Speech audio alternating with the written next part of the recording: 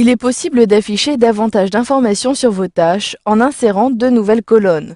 Vous découvrirez que vous pouvez ajouter des champs prédéfinis ou des champs personnalisés. Par la suite, vous apprendrez à compléter ces colonnes, puis à les masquer. Pour commencer, lorsque vous créez votre diagramme de Gantt, vous pouvez avoir ce type de colonne qui est situé plutôt en fin. En balayant, je retrouve cette colonne avec l'entête « Ajouter une nouvelle colonne ». Il me suffit de sélectionner le menu déroulant de l'entête, du titre, puis, vous le voyez, vous avez la liste des champs prédéfinis. Parcourez cette liste en utilisant la barre de défilement ou en balayant comme cela sur votre tablette. Ainsi, je peux ajouter par exemple les coûts fixes. Si je sélectionne, vous le voyez automatiquement, cette colonne apparaît.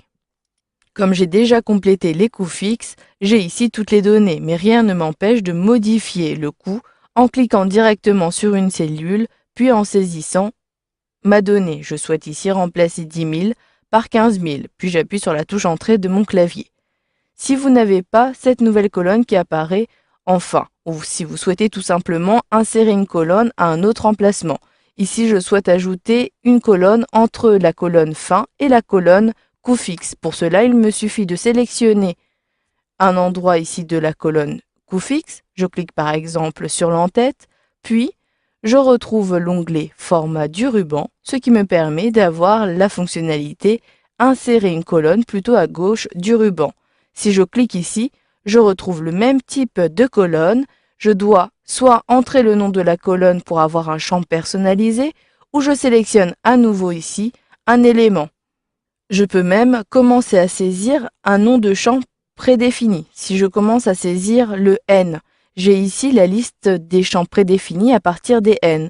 Je peux retrouver rapidement le nom des ressources. Je clique ici et vous le voyez, j'ai la colonne qui est insérée avec mes ressources. Si je souhaite compléter, je peux cliquer ici, puis sur le menu déroulant, choisir les données que je souhaite faire apparaître. Donc vous avez deux types de données, soit des données que vous saisissez directement, ou soit des menus déroulants et vous devez sélectionner les éléments avec un système de cases à cocher.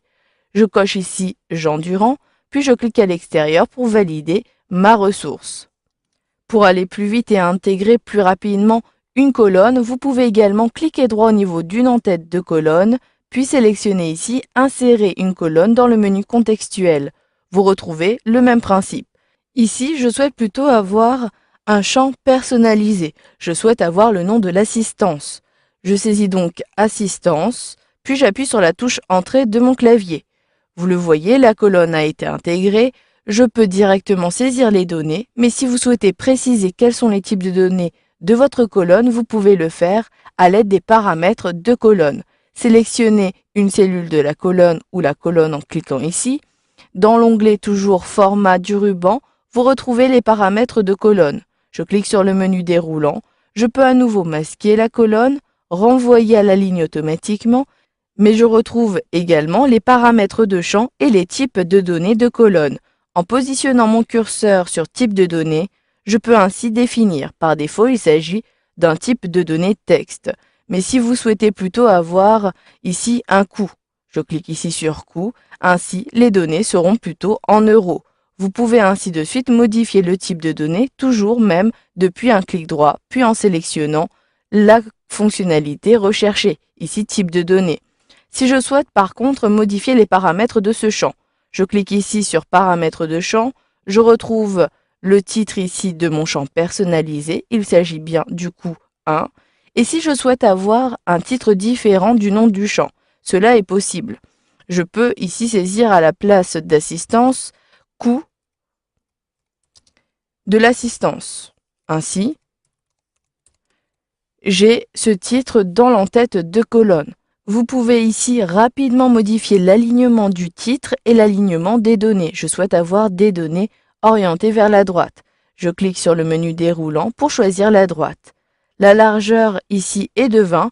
Je souhaite diminuer cette largeur. Il me suffit alors de cliquer sur la flèche orientée vers le bas ou vers le haut pour augmenter la donnée. Je peux même saisir directement la donnée en sélectionnant ici la donnée puis en saisissant 15.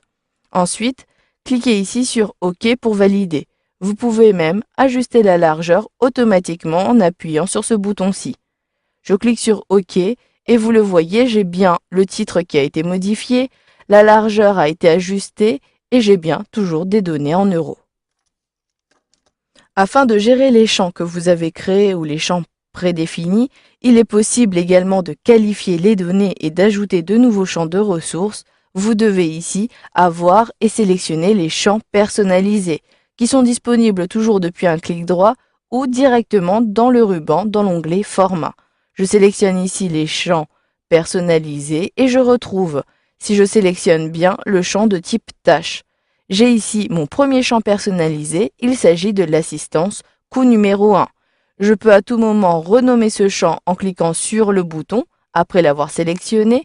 Je peux également supprimer les champs dont je n'ai plus l'utilité et je pourrai à tout moment importer davantage de champs. En cliquant sur ce bouton, vous pourrez importer tous les champs personnalisés que vous avez créés à partir d'autres fichiers qui sont ouverts. Je clique ici sur Importer. Je sélectionne le menu déroulant, j'ai un autre fichier qui est ouvert, il s'agit du site internet. Je clique et ici, choisissez le type de champ que vous souhaitez importer. Je souhaite bien importer un type de champ tâche. Puis, cliquez sur le menu déroulant et vous retrouverez tous les champs que vous avez créés. Ici, il s'agit du champ différence. Je saisis donc ici le D pour retrouver mon champ différence, je sélectionne, puis je clique sur OK pour valider. Mon champ a bien été ici intégré sur mon coût numéro 1. Je peux sélectionner OK pour valider.